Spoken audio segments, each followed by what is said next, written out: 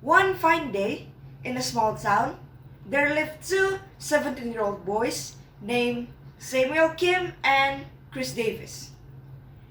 They have been friends since childhood and always share a strong friendship. Both boys are extremely smart and talented. They even share the same passion. They both love math and teaching, and they aspire to be a successful math mentor one day.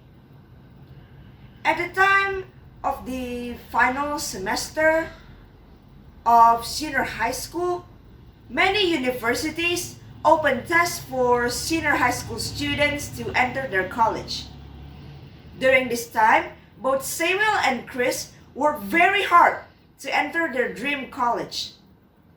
And to their surprise, both boys picked the same university and the same major. One day, they're talking to each other while studying together. Hey Samuel, are you excited about tomorrow's college entrance exam? To be honest, I'm pretty nervous, said Chris to his best friend Samuel. Samuel then replied, Yeah man, I'm nervous too, but I know we both work hard for it, so let's be confident, okay? And then Chris replied, Well, I'll try, but I just want to say, whatever happens, let's stay best friends forever, okay? And then hearing that, Samuel laughed by his best friend's sudden confession, but he managed to reply, Yeah, sure man, sure. Best friends forever. The next day came, and both boys were extremely nervous for the exam. They went to the examination hall, then went out 2 hours after. Then, they met to have a little talk. Samuel firstly asked, Hey Chris, what's up? So, how's your exam? Are you confident? Asked Samuel, feeling happy and relaxed because he is confident on his exam. Chris then replied, Yeah, man. Me too. I'm pretty confident. Chris said that in a very awkward manner, and Samuel noticed that, and he asked, Are you sure, bro? Is there something that you're hiding? Is there something I need to know? Asked Samuel, full of suspicion. Hearing that, Chris looked even more awkward, and he said, No bro, nothing. I gotta go, okay? See ya. Chris then left, and Samuel found that suspicious, but he decided to shrug it off. Several weeks passed by, and the announcement day finally came. So Samuel and Chris met at school to look at their examination result. They're walking to find their announcement board. So while walking, Samuel said, Oh my god, finally! We're gonna have our result. Aren't you excited about it? Said Samuel to his best friend. Chris, on the other hand, still looked very awkward, and he gave a short reply by saying, Yeah man, I'm excited too. Samuel noticed that, and he can't help but ask, Bro, are you sure? You've been looking somewhat awkward since several weeks ago. Are you unsure about your exam? Let me remind you, whatever happens, we're best friends forever. Kristen replied, not with words, but with a gesture, like this. He smirked, and Samuel actually noticed that. But before Samuel could say anything, they found their announcement board. So here's the announcement board. And Samuel closed his eyes, praying that both him and Chris got accepted to enter university. He then opened his eyes and started searching for their names. He then started to smile widely when he found out that the name Chris Davis was accepted in the university. He then told Chris the good news. Yo, Chris, look, this is your name. Man, congratulations, I know you'll make it. And then Chris replied, yeah, oh my god, bro. Thank you so much, thank you so much. Now, let's look at your result, okay? Samuel nodded and looked back at the announcement board. His smile suddenly dropped when he found out that his name wasn't on the list. In other words, he was rejected from the university. Chris noticed Samuel's expression and said, it's okay, bro. You'll get better opportunity somewhere else. Now, Samuel here didn't want to be sensitive, but he can't help but felt that Chris's words were very insincere. But then, both boys bid goodbye and walked away to their own home. Samuel was walking home when he passed by a park and saw Chris there. Chris was sitting in the park and he was calling someone on his phone. And he didn't notice Samuel's presence at first. Now, Samuel didn't want to eavesdrop, but he heard Chris say, yeah, thank you, sir. Thank you so much for helping me manipulate the exam result and switch my name with Samuel Kim. I will tell my parents to give you the rest of the payment tomorrow.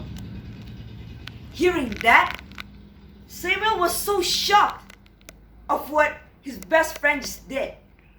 He can't believe what just happened, so he went to Chris, grabbed his collar, then asked, bro, are you crazy? Why are you doing this to me? Why? Chris was a bit surprised of Samuel's sudden attack, but he managed to stay innocent and asked, bro, what are you doing? What's wrong? Now, Samuel felt anger and disgust on his former best friend. So he still grabbed his collar and screamed, oh, don't you dare lie to me, Chris Davis. I heard your phone conversation just now. So tell me, why would you switch our results? Now, Chris didn't have anything else to say, so he grabbed Samuel's collar and revealed everything. He said, because I'm sick and tired of always being compared to you. People always compare us, and that makes me sick of you. I just want to show everyone that Chris Davis is better than Samuel Kim. Samuel was so shocked to hear that. So he asked, but what about our friendship? We've been friends since childhood. I have helped you in so many things. Are you just gonna throw away our friendship and trust like that? Chris then gave a somewhat rude answer.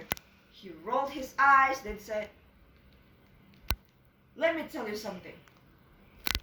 In life, you never know when will someone betrays you. Chris then left Samuel, still in shock of what just happened.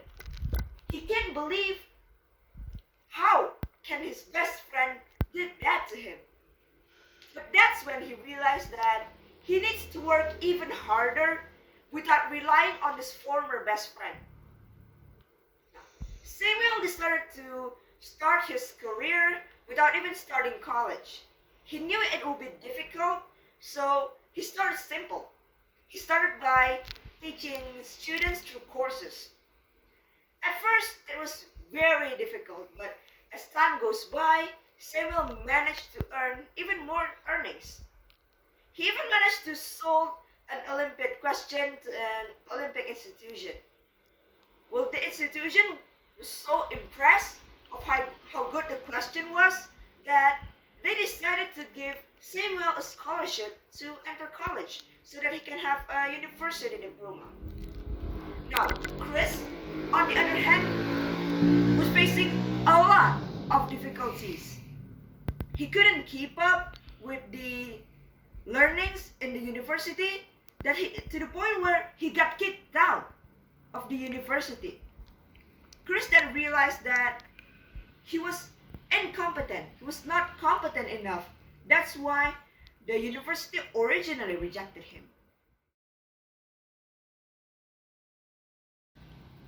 Time skipped to 6 years later.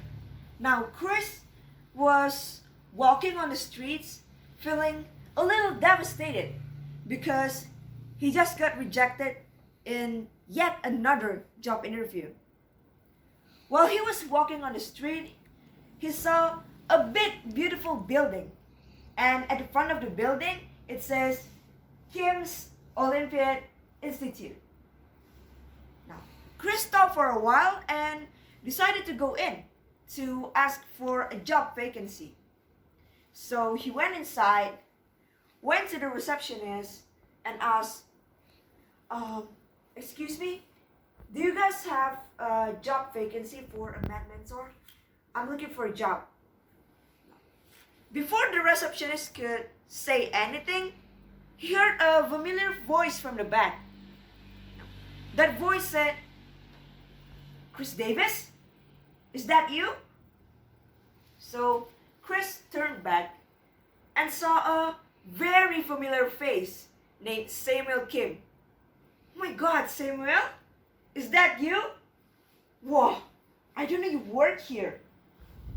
Samuel then replied, yeah man, yeah. So, what are you doing here? Where do you work now? Hearing that, Chris showed an embarrassed expression and he said, well, I'm actually here looking for a job. I got kicked out of the university, so it's quite hard for me to find a job without a university diploma, right? Can you tell your boss that your friend is here so that I can have a job interview? Hearing that, Samuel fixed his suit and proudly said, well, you're looking at him right now. I own this institution. Chris then unexpectedly laughed in a mocking way. You, an institution owner? Don't you make a joke here, man. I bet you work here as a janitor. You don't even have a college diploma. But then, when Chris said that, a woman walked down from the elevator. And when she walked, all the employees stood up and bowed to her.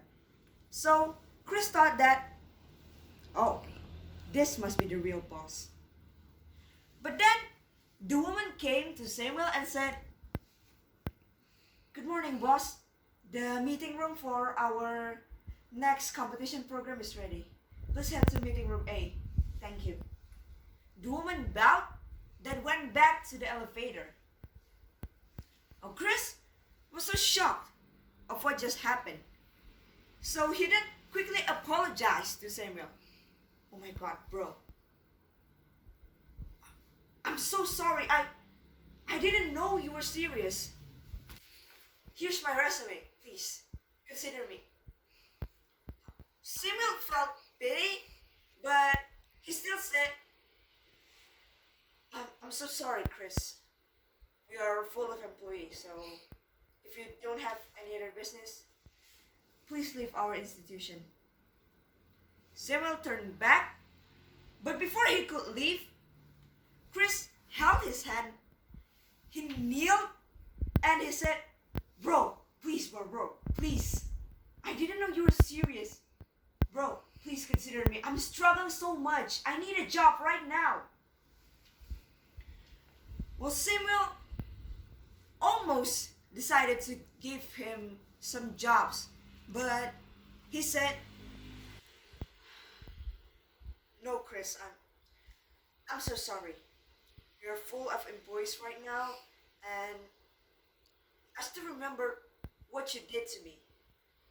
I worked 10 times harder to get to where I am today. and you just decided to use your connection and switch our exam results. Well, now the tables have turned. I forgive you for that. I really do. But it's really something I could never forget. And I remember that one sentence that you told me last time. Boy, now I realize those sentences were incomplete. So let me fix it for you. In life, you never know when will someone betrays you. So be nice before everything changes.